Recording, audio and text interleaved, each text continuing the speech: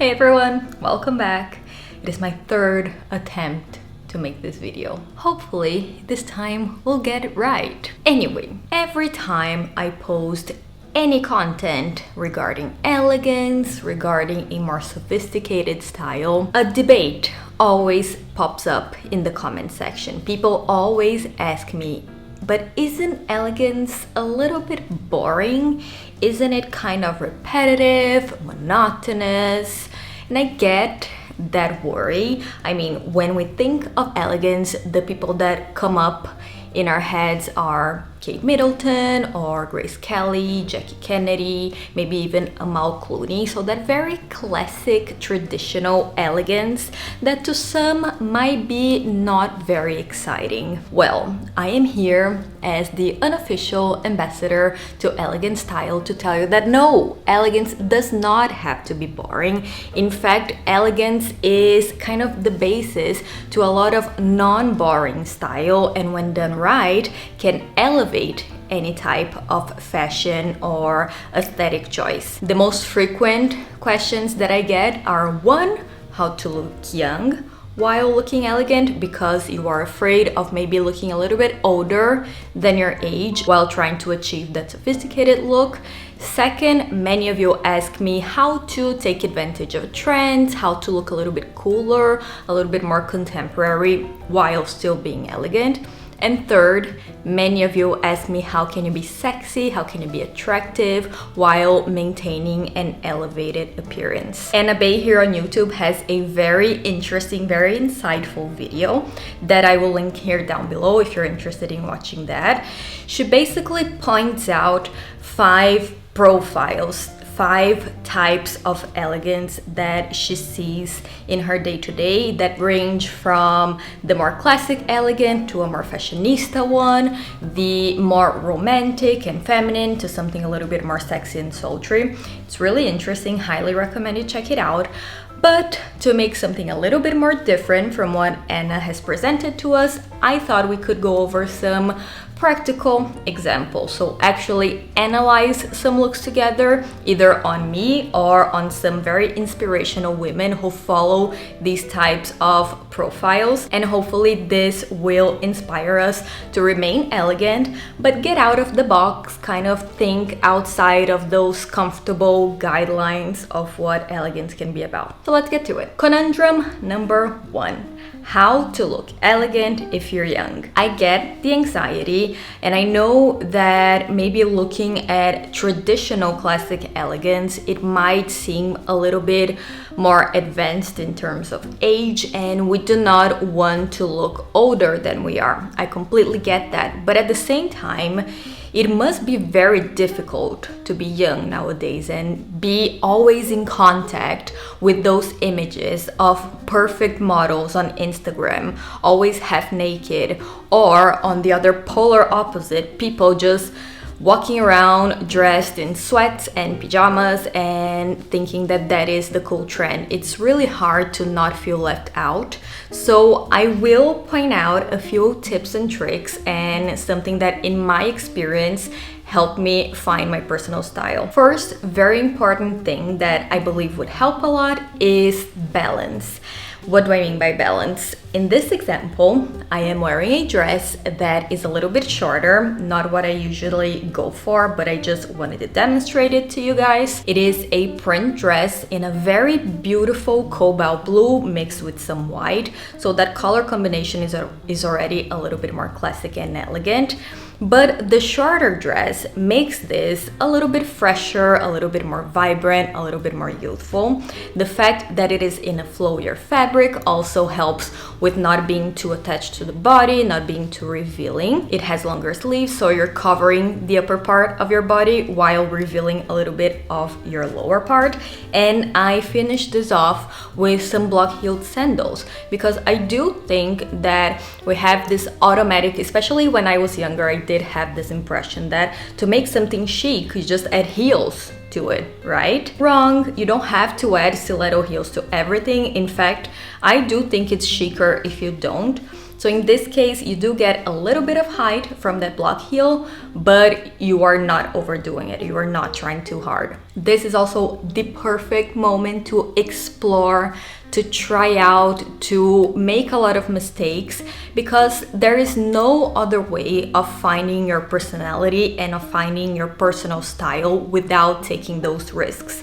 You have to understand what looks good on your body. You have to understand what colors go well with your complexion and with your hair color. You have to know what silhouettes you like, what people inspire you and whose style you want to emulate. This is the perfect time for you to maybe do some mistakes. You'll probably look back at albums of photographs. Wait, people don't do that anymore. On your phone from pictures you had for years and think, what was I thinking? That's normal. That is not a problem. The important thing is for you to be sure of what you like on yourself and what you don't. For inspiration, I have been following Emily Owen both on Instagram and on YouTube, and she is such a lovely girl. She's way younger than me, but she still manages to look very chic, very refined, while keeping it fun, maybe injecting a few trends here and there and making it a very personalized style. Her vibe is a little bit more preppy, which I think is a very easy style to achieve, especially if you don't have a lot of budget to buy a lot of clothes. Going for that more preppy, more classically young yet elegant style really helps. And I wanted to dissect this look in particular because to me it kind of sums up Emily's way of thinking when it comes to outfits. From afar, it seems like a very serious outfit because of the blazer and the color of her accessories. So it is a white, very structured blazer, and her accessories are just some ballerina flats and a little bag in a beige. The way that she adds vibrancy and freshness to the look is, number one, through her jumper. It is a sort of geometric print jumper, but the color of the print are pastels, so delicate but still fun.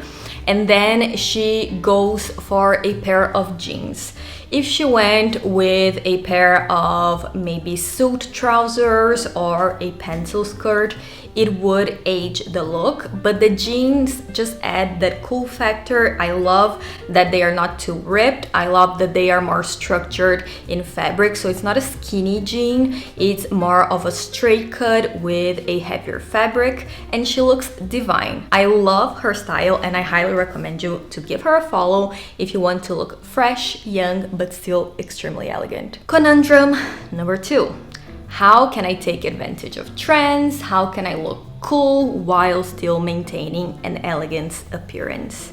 This, I think, is the easiest one to solve because there are so many possibilities out there, but I guess the more obvious tip would be for you to choose the trends that work for you. If you go back and watch some of my trend reaction videos, you will see what I mean. I just go through everything that is supposed to be in during the season and I just cherry pick what actually makes sense to me. I guess the important thing here is to not lose your sense of personal style and not make you look like you're trying to look cool. It just has to seamlessly coordinate and blend into what you would normally wear. To make a point of this, I chose the very present, really hard to ignore because it is in every store, trend of hot pink.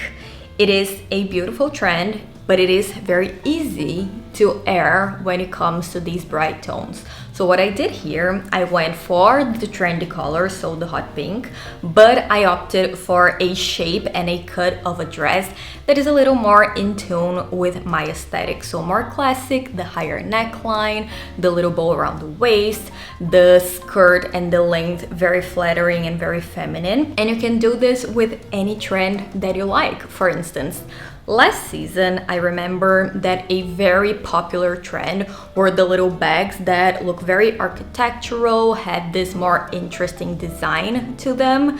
And what you could do is get yourself a bag that has that shape, but go for a version that is in maybe a more traditional, more classic pattern or texture, like a crocodile or a lizard, or even neutral colors that won't add information to the bag, will make it a little bit easier to style and way more classic. Same thing if you want, for example, to play with proportions, an oversized shirt paired with a more tapered, toned down bottom like a pencil skirt, and a blazer or a cape and a more traditional bag will also give you the same effect. Just to give you a couple of examples, first, this one from Olivia Palermo could be a recipe for disaster.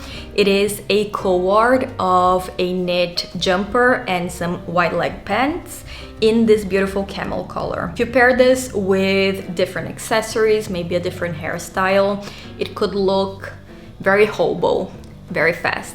But Olivia, being the iconic original it girl and being very savvy with her choices, went number one for the addition of a scarf around her neck, which we all know is the automatic way of looking more chic. Then instead of going for sneakers or those chunky sandals that have been very on trend right now, she opts for more streamlined, more elegant heels. She also goes for a more structured, more classic bag, which kind of plays with those high and lows and gives the look that injection of sophistication and makes it a little bit less obviously frumpy. Puts her hair back, beautiful sunglasses. Got yourself a look. Second example comes from one of my favorite style icons, Giovanna Battaglia. I love how Giovanna has a very feminine style, but it is never ever predictable. She does add a lot of personality and a lot of unexpected elements to her look, but it never seems out of place.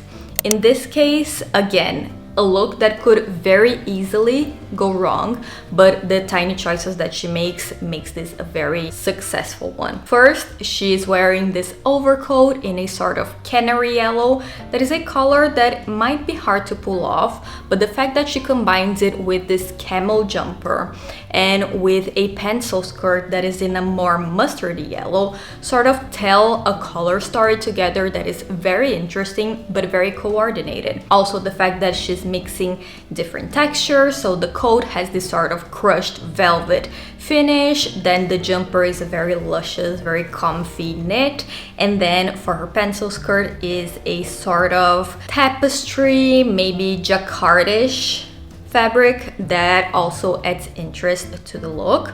She finishes it off with a bag in a off-white, but it has some studs on it, adding that element of coolness and of edginess.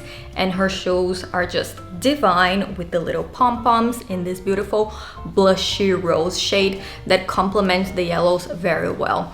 Hair back, sunglasses, got yourself another look. So there you go. Two examples of girls who manage to stay true to their style while playing around with some trends and different elements. Third and last conundrum: how can I look sexy while still being elegant? This, I think, is the biggest misconception about elegance, because we do have that idea in our minds that elegance can be kind of frigid. I think it's just so wrong. I know so many beautiful, attractive, sensual women who I believe to be extremely elegant as well. It is just a matter of, again, you guessed it, balance. But I would like to just preface this with the disclaimer, and this shouldn't even have to be said, but I will say it anyway, regarding the fact that you are the one who chooses how much skin you want to show. You are the one who chooses how much of your body you want to show. It is not a matter of what other people think. I think that more than anything, sexiness is something that is extremely personal to you and how you want to portray yourself. So do not feel pressured to show body parts that you don't feel comfortable showing, or to wear see-through fabrics or lace or all of those elements that people always sort of attached to seductiveness and to being attractive and sexy, you have to do what you feel comfortable in, because I do think that the surest, most efficient way to look attractive is self-confidence. Here I'm demonstrating exactly what I think for me is very sexy and very attractive. I am pairing a body conscious, more figure hugging pencil skirt with a collar neck top and some stilettos, all black. This might look too covered for some, this might look a little too revealing to some. To me, it is perfection. I love that the pencil skirt is a little bit longer, it hits below my knees, and the top is made of a flowier fabric, so it is not too much, it's not too over the top sexy. It is just suggestive enough to see the contours of my body. It kind of highlights something that I love to show, which is my more hourglass figure, paired with the stilettos that are not too high. I think gives it a beautiful slender silhouette, and it is just that outfit that gives me self-confidence, that puts me in the mindset of kind of feeling myself, but not feeling like I'm overexposed. This is also a great opportunity to try things out and sort of explore different sides of how you can look a little bit more sultry. Maybe you don't like to show a lot of chest, but you love to show your back.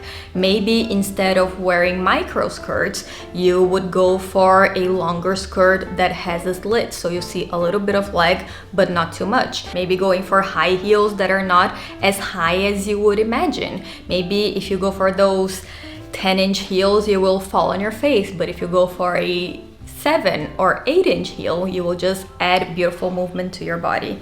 It's a matter of exploring. Also, the old but very true rule still applies.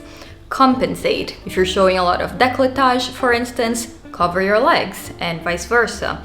And please, let's just get this straight right here.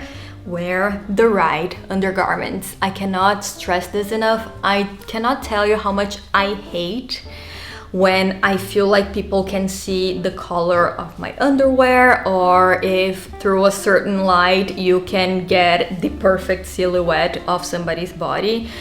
It gives me heart palpitations. So let's just prepare our wardrobe with the proper undergarments so we don't have any wardrobe malfunctions. In terms of inspiration, I really love the way that Rosie Huntington Whiteley dresses.